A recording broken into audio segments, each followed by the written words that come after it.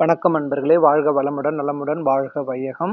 நம்ம அபிராமி அந்தாதியை இந்த ஆடி மாசம் ஃபுல்லா பாராயணம் பண்ணிட்டு இருக்கோம். உங்க எல்லாருக்கும் என்னோட சிரம் தாழ்ந்த நன்றி மற்றும் வணக்கங்கள். இன்று ஒரு தகவல் சுதாமா யூடியூப் சேனல்ல நாம இன்னைக்கு ஏறக்குறைய ஒரு 40 பாடல்கள் கடந்து வந்திருக்கோம்னா அதுக்கு கண்டிப்பா உங்களோட பேராதரவு ரொம்ப முக்கியம். அதை விட ஆத்தாளோட கருணை அருளாசி இது ரெண்டும் இல்லைன்னா இது சாத்தியமே கிடையாது. சரி, இப்ப நம்ம நீங்க எல்லாரும் ஒரு வேண்டுதலை வச்சு வச்சு வேண்டிக்கே இதை படிங்க.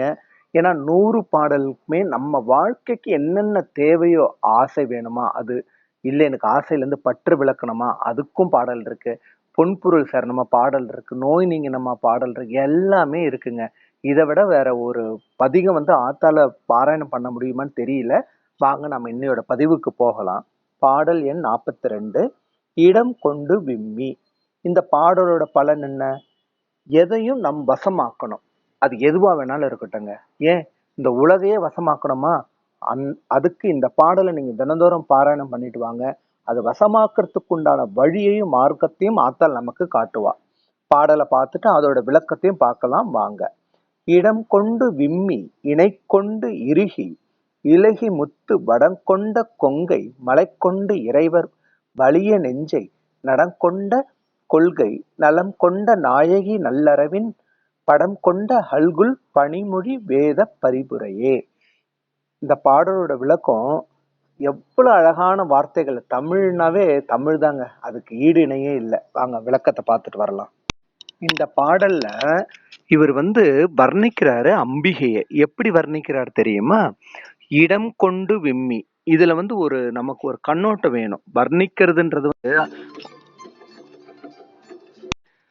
இவர் அம்பால குழந்தையாவும் பார்க்கிறார், கன்னியாவும் பார்க்கிறார், அன்னையாவும் பார்க்கிறார்.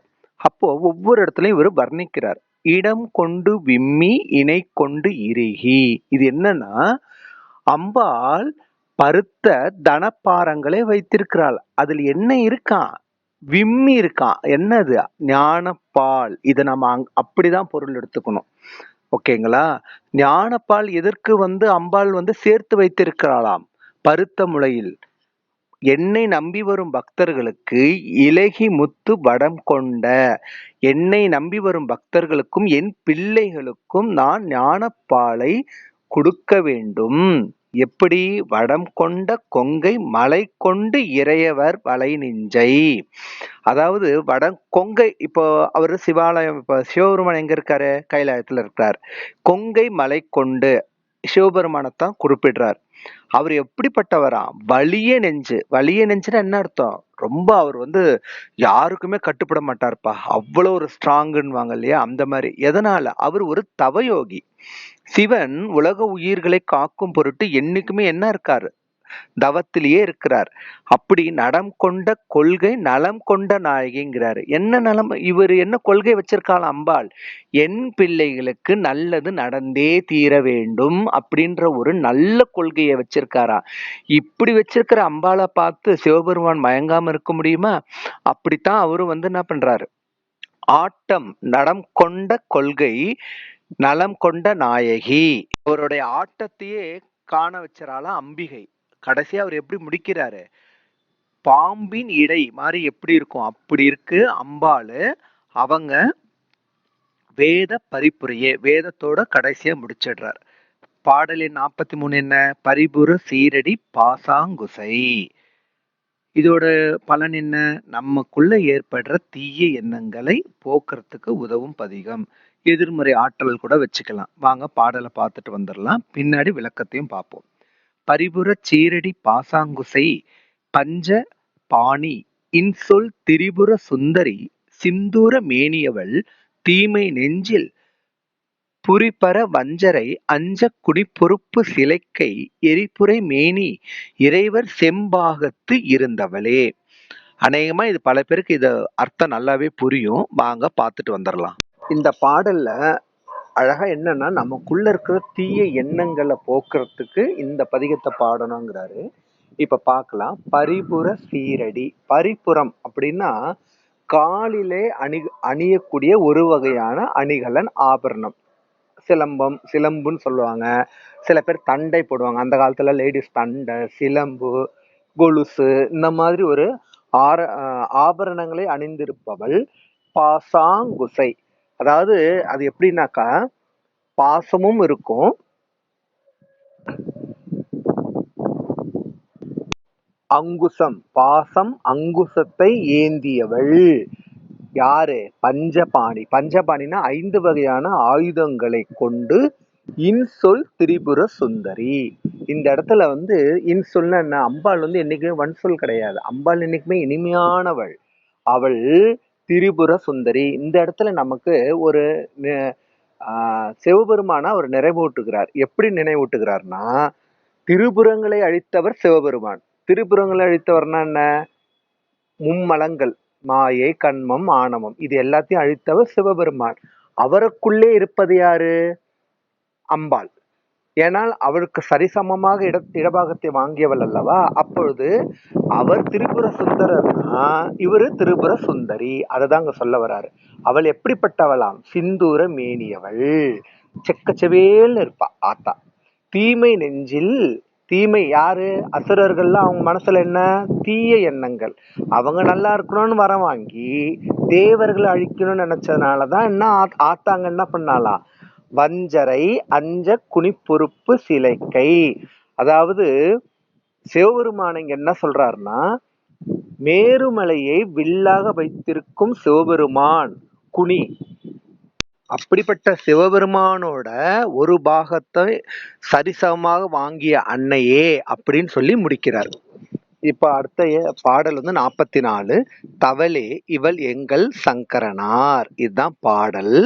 இதோட வந்து பலன்கள் என்னன்னா, நம்ம பிரிவு உணர்ச்சியை நீக்கி ஒற்றுமையை மேலோங்க செய்ய உதவும் பதிகம். எப்படி? ஒரு பிரிச்சு இருக்கிறாங்க, மனதால பிரிஞ்சிருக்கலாம், இல்ல வந்து உறவே வேண்டான்னு பிரிஞ்சிருக்கலாம். அவங்களெல்லாம் சேரணும்னா இந்த பதிகத்தை பாடலாம். வாங்க பாடலை பார்த்துட்டு வந்துடலாம். தவளே இவள் எங்கள் சங்கரனார், மனைமங்கலமாம் அவளே அவர் தமக்கு அன்னையும் ஆயினள். ஆகையினால் இவளே கடவுளர் யாவர்க்கும் மேலை இறைவியுமாம். துவளேன் இனி ஒரு தெய்வம் உண்டாக மெய்த்தொண்டு செய்தே. எவ்வளவு அழகா சொல்லியிருக்கார் பாருங்க. வாங்க விளக்கத்தை பார்த்துட்டு வந்துடலாம்.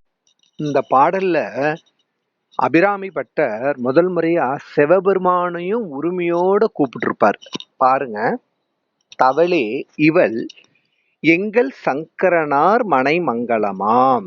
எப்படி சொல்ற பாருங்க. அன்னை வந்து யாருக்கு? எங்கள் சங்கரனார். சிவபெருமான என்ன சொல்றது? என்னுடைய சிவபெருமானோட மனை, மனைனா வீடு. என்னுடைய சிவபெருமான் இருக்கிற இடத்துக்கு மங்களத்தை சேர்ப்பவள் யாரு? என் அன்னை அபிராமின்றாரு. அவளே அவர் தமக்கு அன்னையும் ஆயினள். அவள் தான் யாரு? சிவபெருமானுக்கே அன்னையாவும் இருப்பாள். ஏன்னா அவள் சாதாரணமானவளா? அன்னை வந்து பிரம்மா, விஷ்ணு, தேவன் முதலான 33 தேவர்களுக்கும் யாரு? ஒரே சக்தி, ஆதிசக்தி. அன்னையும் அவளே ஆயினள். ஆகையால் இவளே கடவுளர். அன்னை யாருக்கு? எல்லாருக்குமே கடவுள். ஏன்னா இது ஏற்கனவே இதுக்கு முன்னாடி பாடல்கள் நம்ம பார்த்திருப்போம். அவளை வந்து அம்பாளை வந்து வேதஸ்வரூபி, மறைக்கெல்லாம் அதிபதின்னு சொல்லிட்டு பழைய இதுல வந்து பழைய பாடல்கள்ல அவர் புகழ்ந்திருப்பார். ஏன்னா காத்தல், அழித்தல், படைத்தல் இப்படி பண்ற இவங்களுக்கெல்லாம் ஆதிசக்தி யாருன்னா அம்பாள்ன்றத அழகா சொல்லியிருப்பாரு. யாவருக்கும் மேலே இறைவியுமாம். இவங்க எல்லாத்துக்கும் மேல யாரு? இவதான் இறைவி. துவளேன் இனி ஒரு தெய்வம் உண்டாக மெய்த்தொண்டு செய்தே. நான் ஏன் துவள போறேன்? எல்லாருக்கும் தலைவியா இருக்கிற அம்பாள் என் மீது கருணை காட்டும் போது நான் இதுக்கப்புறம் ஒரு தெய்வத்துக்கு ஒரு தொண்டு, இனி ஒரு தெய்வம் அம்பாளை தவிர, அம்பாளை நான் முழுசா சரணாகதி அடைஞ்சிட்டதுக்கு அப்புறம் இதுக்கப்புறம் நான் என்ன தொண்டு செய்ய போற? வேற எந்த தெய்வத்துக்கு? கிடையவே கிடையாது. கடைசி வரைக்கும் அம்பாள் தான் எனக்கு துணை. அம்பாள் மட்டுமே என்னுடைய.